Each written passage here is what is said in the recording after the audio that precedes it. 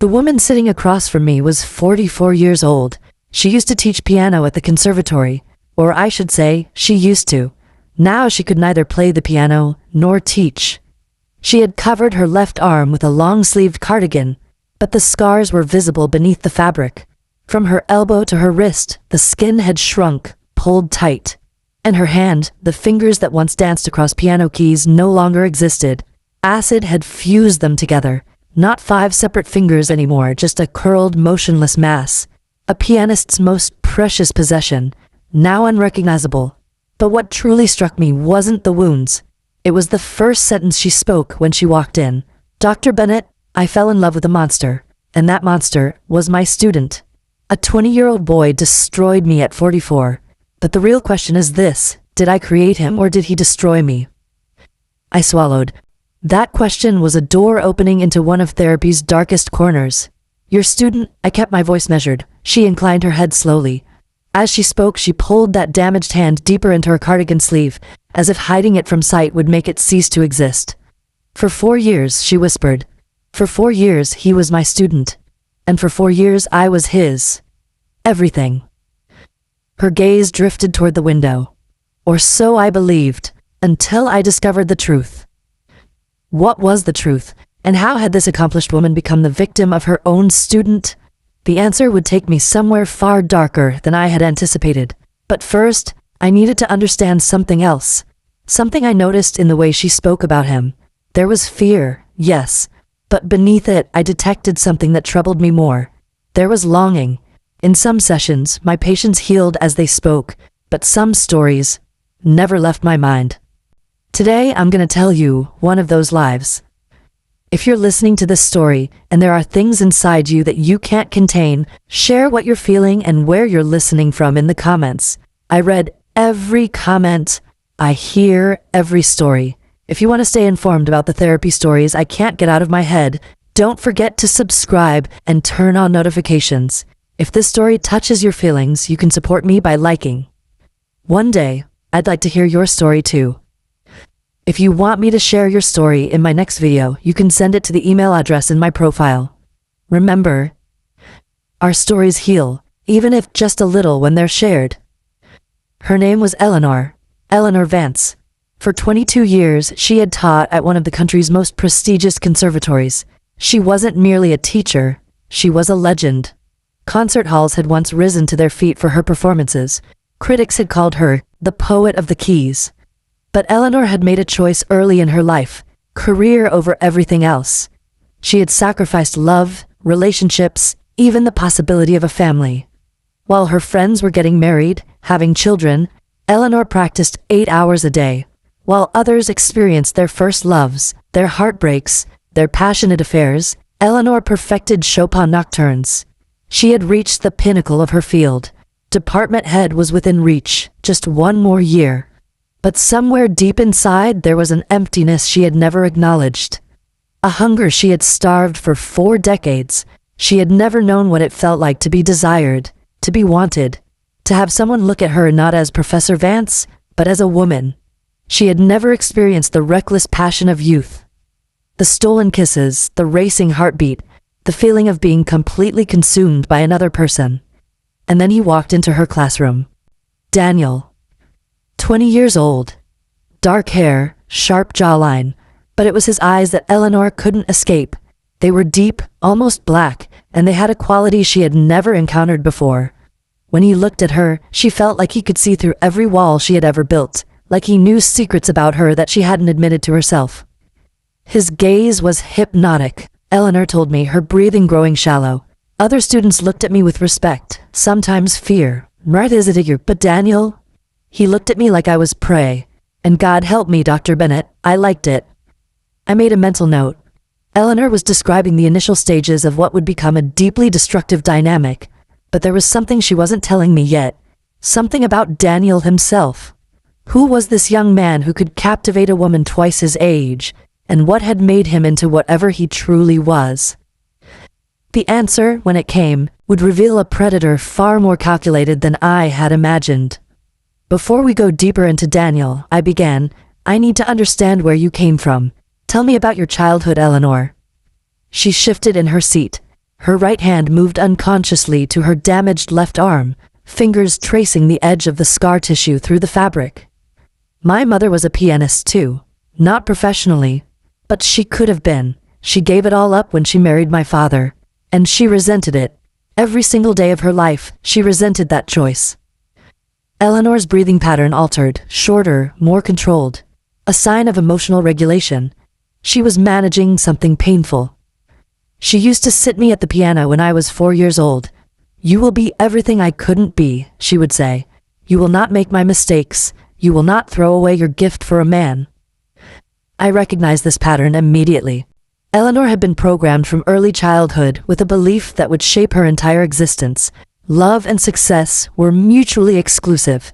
Her mother had inadvertently created a false binary: choose your dreams or choose connection, but never both. This belief had become Eleanor's operating system, running silently in the background of every decision she had ever made. "Did you ever challenge that belief?" I asked. "Once." Her voice dropped to barely a whisper. "When I was 23, there was a cellist in the orchestra, Thomas. He was kind, patient. He said he would wait for me, that my career didn't have to mean we couldn't be together." She closed her eyes. My mother found out. She called me the night before our first real date. She said, "If you go to him tomorrow, you are dead to me." "What did you do?" "I didn't go." A single tear traced down her cheek.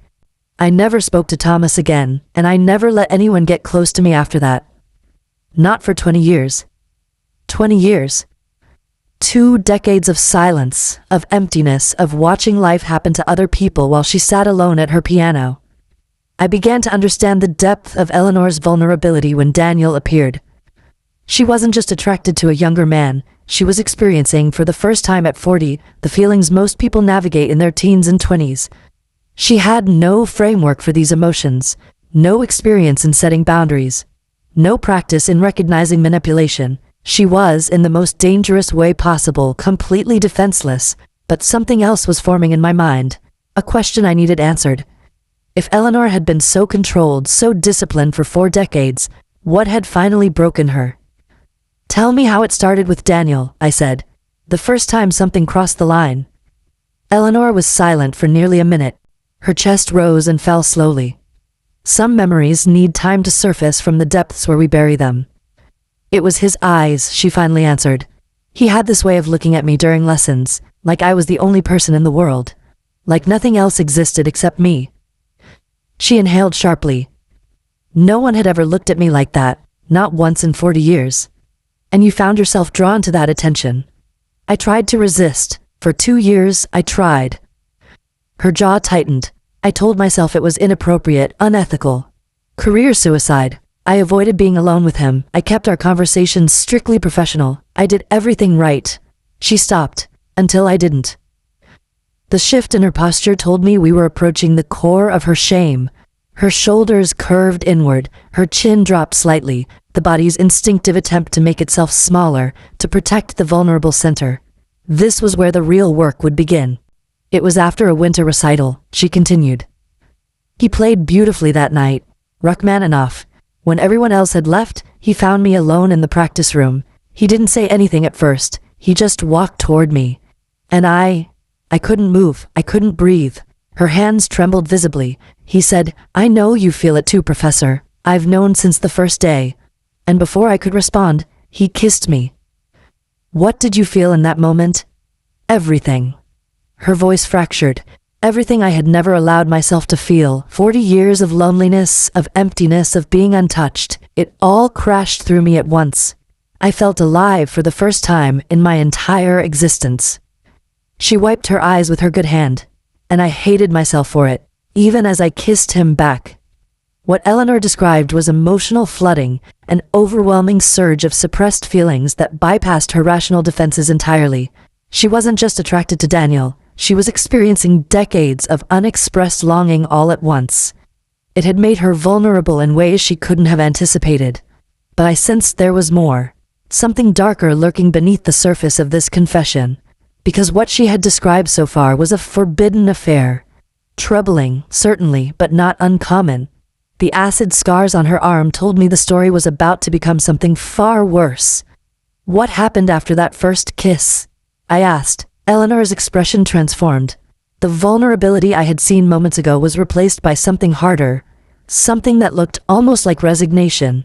That's when I discovered who Daniel really was. Tell me about Daniel, I said. Not as your student, as a person. Where did he come from?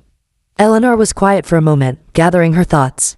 He grew up wealthy, old money. His father was a surgeon, his mother a socialite. He never wanted for anything material. She looked at me, but there was something missing in him, something I didn't recognize until it was far too late. What do you mean? He told me once, in bed, that he had never felt love. Not for his parents, not for friends, not for anyone. He said emotions were tools, things to be used to get what you wanted. Her voice hardened. I thought he was being dramatic, philosophical. I didn't understand that he was telling me exactly what he was. This revelation was critical. Daniel appeared to exhibit traits consistent with antisocial personality patterns, a fundamental inability to form genuine emotional connections, combined with a skilled capacity to mimic them. He hadn't fallen in love with Eleanor. He had identified her as a target. Her loneliness, her inexperience, her desperate hunger for connection, these weren't attractive qualities to him. They were vulnerabilities to exploit. Did he ever show signs of this before you became involved? I asked. Looking back, yes. Eleanor's laugh was bitter. He had no real friends. Other students avoided him. There were rumors, a girl in his previous school, something that happened at summer camp. But I dismissed it all. I told myself people were jealous of his talent. She shook her head. I was so desperate to believe he wanted me that I ignored every warning sign. The picture was becoming clearer. Daniel hadn't stumbled into this situation. He had engineered it. He had studied Eleanor, identified her weaknesses, and systematically exploited them. The question now was, how far had he taken his control? And more importantly, what had finally made Eleanor fight back? After that first night, Eleanor continued, I tried to end it. The next morning I told him it was a mistake, that it could never happen again, that if the administration discovered what we had done, my career would be finished. How did he respond? She let out a hollow laugh. He smiled, that beautiful, terrifying smile, and he said, if you try to leave me, I'll tell them everything. I have proof, photos, messages, everything. A chill ran through me. This was no longer a story of an inappropriate relationship. This was coercion, manipulation, control. He blackmailed you. He owned me. Her voice was barely audible. From that moment on, I wasn't his lover. I wasn't even his teacher anymore. I was his possession. I watched how her body language transformed as she spoke, shoulders curling inward, chin dropping, making herself physically smaller. These were the markers of someone who had experienced prolonged psychological abuse. The confidence she must have once carried as a respected professor had been systematically dismantled, piece by piece, over years. What did he make you do, Eleanor? She was quiet for a long stretch. When she finally spoke, her voice had become detached, clinical, as if she were describing something that had happened to a stranger. At first, it was small things. He wanted me to be available whenever he called. He wanted to know where I was at all times. He would appear unannounced at my apartment. She swallowed hard. Then it escalated. Escalated how? He started giving me orders. What to wear, what to eat, who I could speak to. Her damaged hand clenched involuntarily. He would call me in the middle of the night and make me drive to his apartment. If I hesitated, he would remind me what he could do to my career. She stopped, drew a long breath. What came next, I could tell, would be the hardest part. And then, he started bringing other people into it. Other people? I prompted gently, though I already suspected where this was heading. He wanted threesomes. She spat the word like venom. He would bring strangers, men I had never met, and he would watch. Her voice cracked. He would give me instructions, orders, like I was performing for him. I kept my expression neutral, but internally I was mapping a classic pattern of coercive control. Daniel was systematically testing boundaries, establishing dominance, then progressively pushing Eleanor into increasingly degrading situations. Each time she complied, he pushed further. Each compliance eroded another piece of her identity. This wasn't about desire. This was about power. About breaking someone down until they no longer recognized themselves. And the worst part, Eleanor's voice dropped. Part of me didn't hate it. I leaned forward slightly. Tell me more about that. I had spent my entire life being controlled by rules and expectations. My mother's expectations, the conservatory's expectations, society's expectations. Every choice I ever made, I made because someone else told me it was the right thing to do. She looked at her damaged hand, and suddenly here was someone making all the decisions for me. I didn't have to think. I didn't have to choose. I just had to obey. This confession illuminated something crucial. Eleanor had transferred her need for external validation from her career to Daniel. She had spent 40 years letting her mother's expectations control her choices. Now she was letting Daniel control them instead. The prison had changed, but the dynamic remained identical. She had never learned to trust her own judgment, her own desires, her own voice. But something changed, I said. It wasn't a question. Something made you push back. Her jaw tightened. Yes, something changed. What happened? He started talking about selling me. Her voice was flat. He said I was worth money, that there were men who would pay for it for someone like me. A professor. Educated, sophisticated. She almost laughed. He made it sound like a compliment. My blood ran cold. This was escalation beyond anything I had anticipated. Daniel wasn't just controlling Eleanor, he was planning to traffic her. He would tell me constantly that I was nothing, she continued, that my career meant nothing, that all those awards and performances were meaningless. You're just a lonely old woman who will spread her legs for anyone who looks at her twice, she swallowed. He said it so often, I started to believe it. The psychological warfare Daniel employed was textbook abuse. He had systematically attacked Eleanor's identity, her career, her self-worth, her value as a human being. This is the hallmark of coercive control, breaking down the victim's sense of self until they no longer trust their own perceptions, until they believe they deserve the treatment they're receiving. One night, Eleanor said, he brought a man to my apartment, a stranger, older, maybe 50, and Daniel told me to go into the bedroom alone with him. She shook her head slowly. That was too far, even for me. What did you do? I told them both to leave. The stranger looked at me, really looked, and I think he saw something in my eyes. Fear, desperation. He left without a word. She drew a breath, but Daniel stayed. He looked at me with such hatred, Eleanor whispered. I had never seen anything like it, and he said, you'll pay for this. No one says no to me. That phrase, no one says no to me, echoed in my mind. It revealed everything about Daniel's psychology.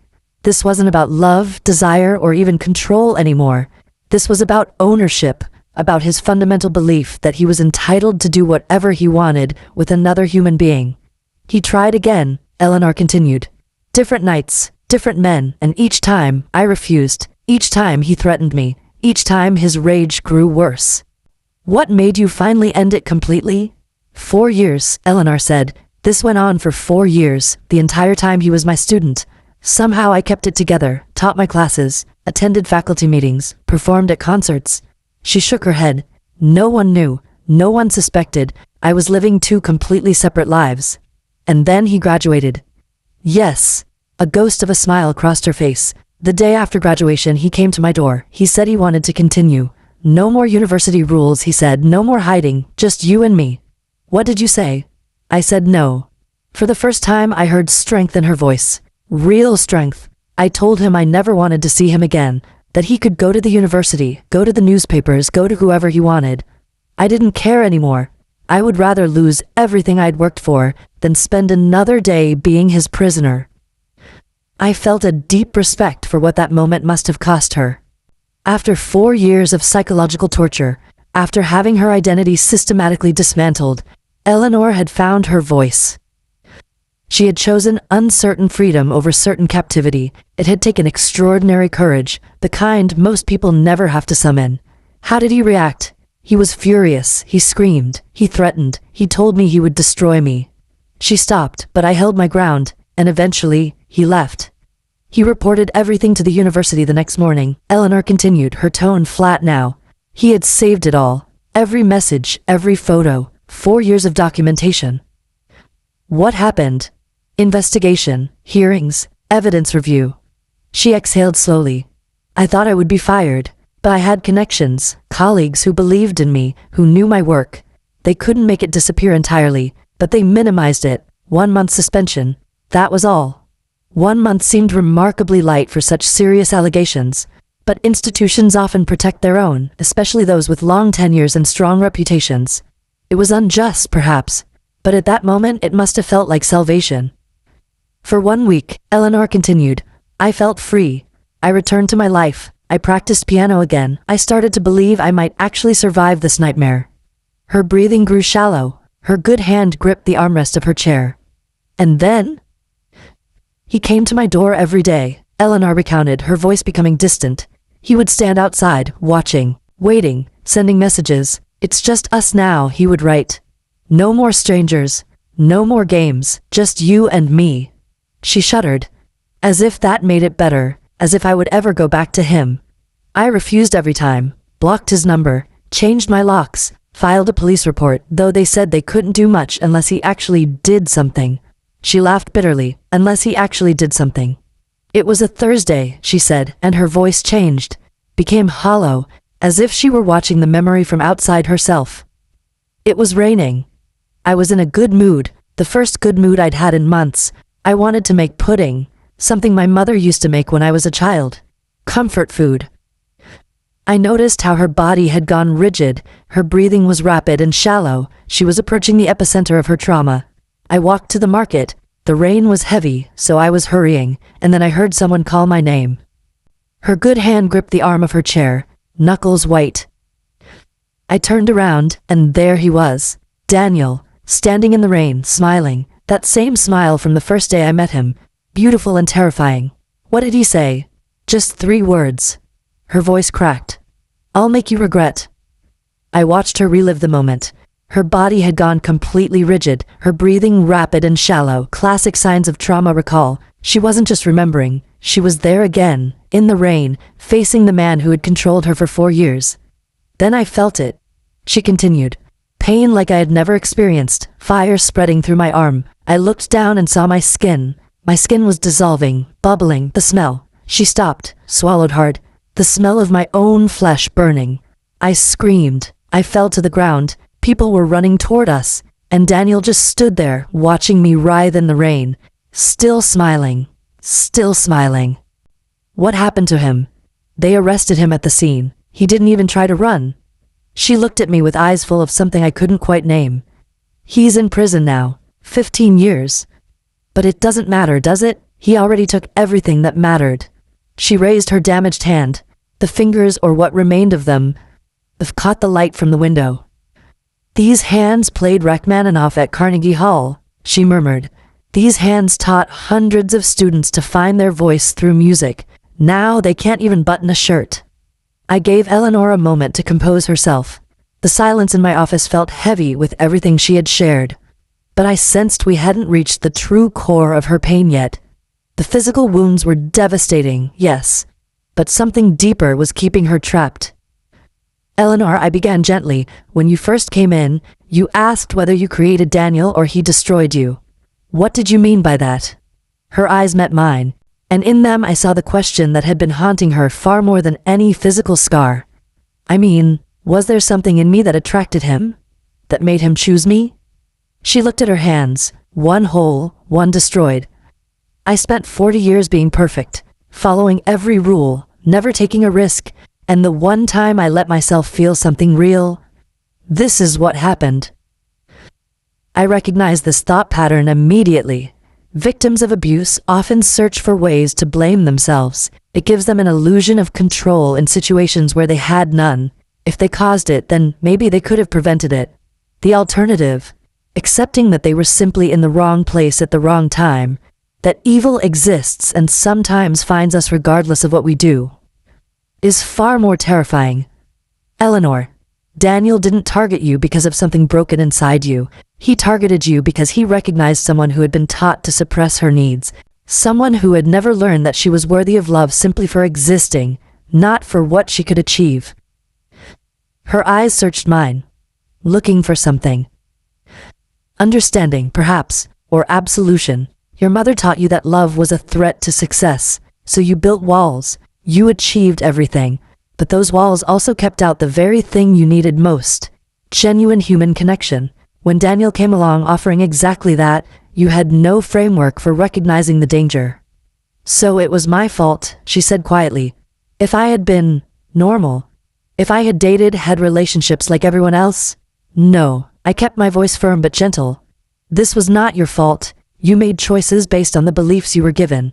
Daniel made choices based on his desire to control and destroy. Those are not equivalent. You were seeking connection. He was seeking domination." "Tell me about your relationship with your mother now." Eleanor's expression shifted. The vulnerability I had witnessed earlier was replaced by something harder, something that had calcified over years. She died 6 years ago. We hadn't spoken in almost a decade before that. "What happened between you?" "I became exactly what she wanted me to become. Department head was within reach. I had international recognition. I was invited to perform at the most prestigious venues in the world." She took a breath, and I hated every moment of it. Why? Because none of it was for me.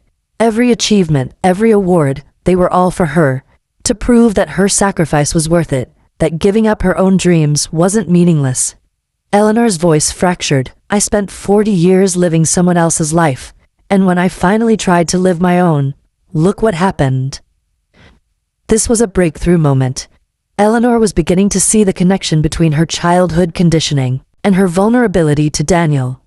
She had spent her entire life seeking approval through achievement, never developing a stable sense of self-worth that existed independently of external validation. Her mother had created a cage of expectations. Daniel had simply found a different way to lock the door. "Eleanor, I want you to consider something," I said carefully. "The life your mother wanted for you, the one built entirely on achievement. That life also left you isolated, emotionally starved, and unable to recognize manipulation when it appeared." She looked at me sharply. "What Daniel did was monstrous, but the vulnerability he exploited was created long before he entered your life. Your mother, with the best intentions, taught you that your worth depended entirely on your performance. That love was something to be earned, not freely given." Tears streamed freely down her face now. "Then what do?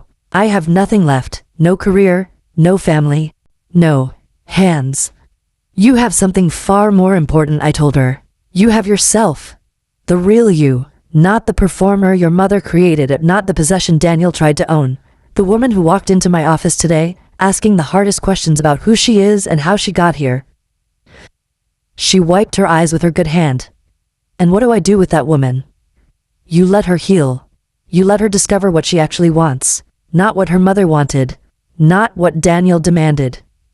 You learn, perhaps for the first time in your life, to listen to your own voice."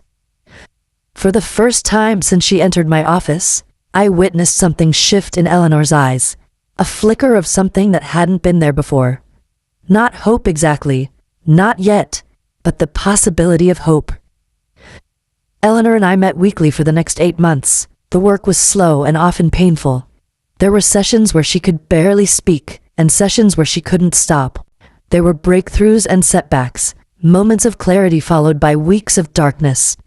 We worked through her childhood conditioning, the messages about love and achievement that had shaped her entire existence.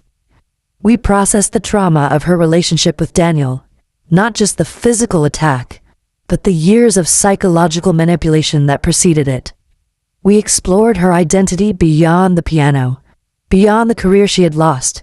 3 months in, she started volunteering at a community center, teaching music theory to children who couldn't afford private lessons. She couldn't demonstrate techniques anymore, but she could explain them. She could share her knowledge. She could watch young faces light up when they finally understood a concept. "It's different," she told me one day, a small smile playing at her lips. "When I performed, people applauded me. When I teach these kids, they applaud themselves. It's better. It feels more real." The transformation was subtle but profound. She was beginning to find value in connection rather than performance. The wall her mother had built around her heart was slowly coming down. For the first time, Eleanor was experiencing what it felt like to give without expecting validation in return. 5 months in, she reconnected with Thomas, the cellist she had abandoned 20 years ago. He was married now with children, but they had coffee together. She came to our next session looking lighter than I had ever witnessed. "He forgave me," she said, wonder in her voice. "After everything, he forgave me. He said he always understood that I was afraid. He said he hoped I had found peace." "And have you?" She considered the question carefully. "Not yet, but I'm starting to believe I might. Someday." On our last day together, Eleanor walked into my office differently than she had 8 months before. Her shoulders were straighter. Her eyes met mine directly. She no longer hid her damaged hand. It rested openly on her lap, a part of her story rather than a source of shame. "I've been thinking about your question," she said. "The one I asked when I first came here, about whether I created Daniel or he destroyed me. And what have you concluded?" "Neither." She looked at her hand, the fused fingers, the scarred skin. "I didn't create him. He was already what he was before he ever walked into my classroom. A predator recognizes prey. That's what I was to him, prey." She took a breath. "But he didn't destroy me either. He destroyed my career. He destroyed my hands. He nearly destroyed my sanity. But me, the person I actually am beneath all of that?" She shook her head slowly. "I'm still here." A warmth spread through my chest. This was what healing looked like. Not the absence of pain, but the integration of it. Eleanor was not the woman she had been before Daniel. She never would be, but she was becoming someone new, someone stronger, someone who finally understood that her worth had never depended on perfect fingers or standing ovations. "What will you do now?" "Keep teaching at the community center, maybe write a book about music education for people with disabilities." She smiled, a real smile, the first I had ever witnessed from her. "And maybe try dating, properly this time. Someone my own age, someone who sees me as a person, not a conquest." "That sounds like a good plan." She stood to leave, then turned back at the door. "Dr. Bennett, thank you for listening, for not judging, for helping me see that what happened to me doesn't have to be the end of my story." I offered a gentle smile. "It's not the end, Eleanor. It's a chapter, a painful one. But the book isn't finished yet." She inclined her head once and walked out of my office. I watched her go, thinking about all the patients I had encountered over 22 years. Some stories stayed with me more than others. Eleanor's would be one of them, not because of the horror of what she endured, but because of the courage it took to rebuild from the ashes. She had walked into my office, a woman defined by what she had lost. She walked out, a woman beginning to discover who she might become. And in this work, that is everything. I hope this story has helped you look at your own life, your emotions, or the people around you from a different perspective. I hope it has helped you understand yourself and others better. I would love to hear something about you in the comments, to get to know you and your story a little better. If you want to share what's going through your mind, you can write to the email address in my profile. And if this story touched you, don't forget to like and subscribe. To be notified about the next real-life story, click the bell icon to turn on notifications. Before we end, I want to ask you a few questions. Take a moment to think about them. What do you think about Eleanor's story? Have you ever sacrificed something important? Love, connection, joy, for your career or goals? Looking back, do you think it was worth it? Do you believe Eleanor shares any responsibility for what happened? Or was she purely a victim of a predator who would have found another target, regardless? What would you say to Eleanor's mother if you could speak to her? Do you think she understood what her pressure was doing to her daughter? Or was she too consumed by her own regrets to see clearly? If you knew someone in a relationship like Eleanor's, where a partner was slowly gaining control through manipulation and threats, what would you do? How would you try to help? Eleanor concluded that Daniel didn't destroy her, only her career and her hands. Do you believe that? Can someone truly survive such trauma with their sense of self intact? What does survival even mean after something like this? Share your thoughts in the comments. I read every single one. Your perspective matters. Your voice matters.